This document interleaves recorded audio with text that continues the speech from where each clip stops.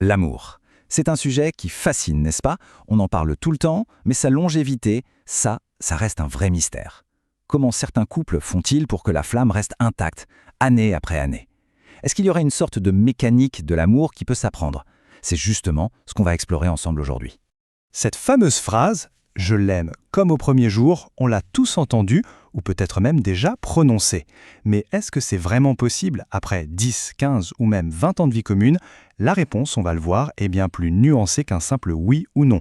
En fait, ça nous oblige surtout à nous demander ce que veut vraiment dire aimer. Alors, pour commencer à y voir plus clair, il faut faire une distinction. Mais alors une distinction capitale qu'on a tendance à oublier.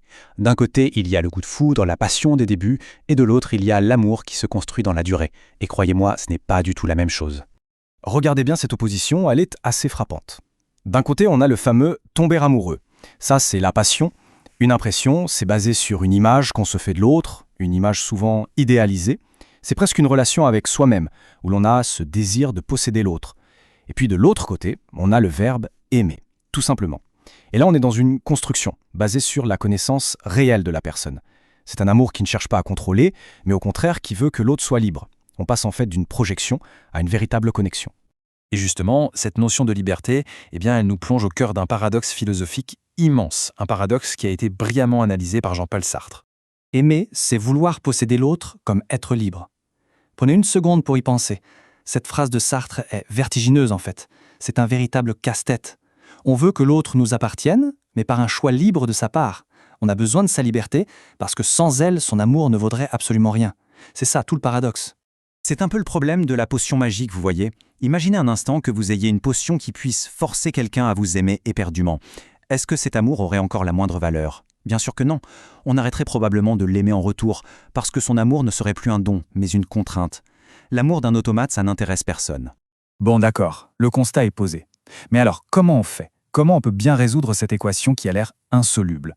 Comment on peut continuer de désirer quelqu'un qui nous est devenu si familier, tout en préservant cette part de liberté qui rend son amour si précieux? Eh bien la clé, le petit secret pour que le désir puisse perdurer, pourrait bien tenir en un seul mot, la surprise. Tout part de l'érotisme. Et attention, pas juste au sens charnel du terme. On parle de héros, le désir dans son sens le plus pur. Or, le désir, c'est un moteur. Et comme tout moteur, il a besoin d'un carburant essentiel, la nouveauté, l'inattendu. C'est presque mécanique. Quand tout devient prévisible, quand on connaît l'autre par cœur, il y a un risque. Que l'autre devienne un peu comme un meuble dans le salon.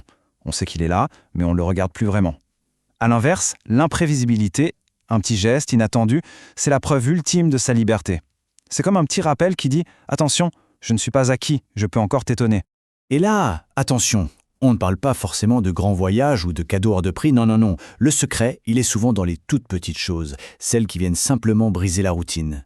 Des croissants ramenés un matin sans raison particulière, une invitation improvisée au ciné un mardi soir, un simple bouquet de fleurs juste comme ça. Ce sont ces micro-événements qui viennent réenchanter le quotidien.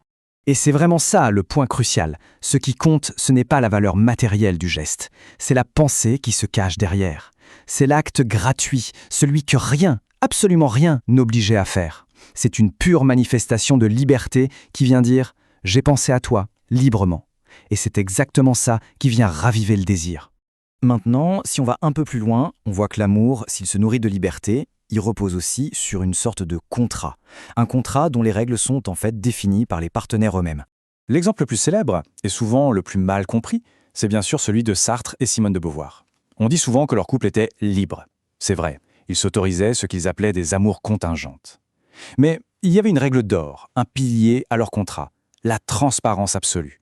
L'obligation de tout se dire, de ne jamais mentir. Alors, que s'est-il passé?